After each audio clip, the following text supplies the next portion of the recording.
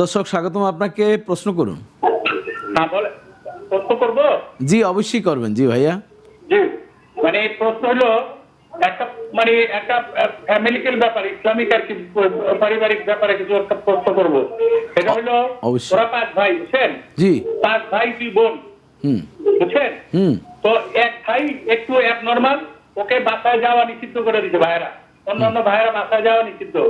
আচ্ছা, তারপরে আবার 2 বোনকে তারা তাদের বাসায় যাওয়া নিষিদ্ধ করেছে, তাদের সাথে সম্পর্ক নষ্ট করে দিয়েছে, বন্ধ করে দিয়েছে। এটা ইসলামিক হিসাবে এটা তরজুম কি কি আসলে এটা তো ঠিক আমাদেরকে একটু জানাইলে ভালো হতো। জি ধন্যবাদ ভাইজান, আপনি আমাদের সাথেই থাকুন, আমরা আলোচনা করছি। জি মোহতারাম, কোনো ফ্যামিলিতে যদি কেউ অসুস্থ হয় বা প্রতিবন্ধিত হয় বা বিবেক বুদ্ধি প্রতিবন্ধী হয়, এটা হাদিসের পরিভাষাটা হচ্ছে ওই পরিবারের জন্য আল্লাহ তাআলা একটা পরীক্ষা পাঠিয়েছেন। কোরআন মাজিদে আল্লাহ তাআলা হচ্ছে ওয়ালা নাবলুওয়ান্নাকুম বিশাইইম মিনাল খাউফি ওয়াল জুই ওয়া নাকসিম মিনাল আমওয়ালি ওয়াল আনফুসি ওয়াস সামারাতি ওয়াবাশশিরিস সাবিরিন।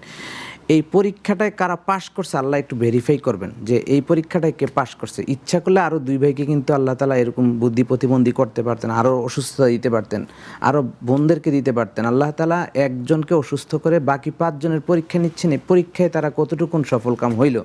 এখন যারা অবহেলা করছে, বাড়িতে ঢুকতে যাচ্ছে না, তারা পরীক্ষায় বারবার ফেল করছে, প্রত্যেকদিন এই ফেলের জন্য দুনিয়ায় তারা অশান্তি ভোগ করবে, আদালতে আখিরাতে তারা শাস্তির মুখোমুখি হবে। এই জন্য তাদেরকে খুবই সতর্ক থাকতে হবে। যারা অসুস্থ হয়েছে এবং ঘরে আব্বা আম্মা অসুস্থ এবং অন্য কেউ যদি অসুস্থ এবং হয়, আরেকটি বিষয় হচ্ছে বোনদের তাদের পরীক্ষার বিষয়। 2টি বোন তাদেরকেও আসতে নিষেধ করছেন। এখানে তো আল্লাহ রাসূল স্পষ্ট বলেছেন লা ইয়াদখুলুল জান্নাতা কাতউর রহিম, যারা এবং আরেক জায়গায় বলছে আত্মীয়, হ্যাঁ যারা আত্মীয় মানে আত্মীয় স্বজনের সম্পর্ক বিচ্ছিন্ন করে তারা কখনোই জান্নাতে যাবে না। তো এই জীবন কি সফল? তাহলে উনি যত বড়ই 10 বয়স হোক, বুজুর্গ হোক, জানতা হোক, তিনি তার প্রতিবন্ধী ভাইকে প্রয়োজন ছিল তাকে রেখে চিকিৎসা করা, তার যে সম্পদের অংশটা দেওয়া। বোনদেরকেও যদি না দেয় তাহলে মিরাসের অংশ না দিলে কিন্তু এটা কঠিন শাস্তির অধিকারী, হক অধিকার নষ্ট করার অপরাধে। আমাদের কথা যদি ওই ভাইদের কানে যায়, আমাদের কাছে অনুরোধ করব যে আপনারা দ্রুত এই অবস্থা থেকে ফিরে আসেন, আল্লাহর কাছে তওবা করেন এবং আপনাদের ভাই বোনদেরকে তাদের ন্যায্য অধিকার বুঝায় দেন। এবং আমরা আরেকটু বলতে পারি, এখন যেহেতু আমাদের বৈষম্য বিরোধী ছাত্ররা বেশ অ্যাক্টিভ, তাদের কথাও গ্রহণযোগ্যতা আছে, এখন পর্যন্ত তারা ভালো আছে।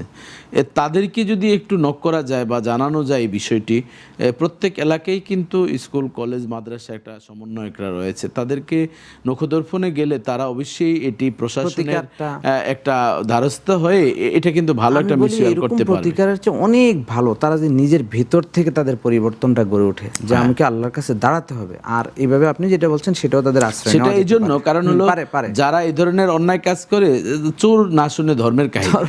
হ্যাঁ, এখন সেই ভাই প্রতিবন্ধী তাকে বিতাড়িত করেছে, বোনদেরকে জায়গা দেয় না, কত বড় পাপিষ্ঠ।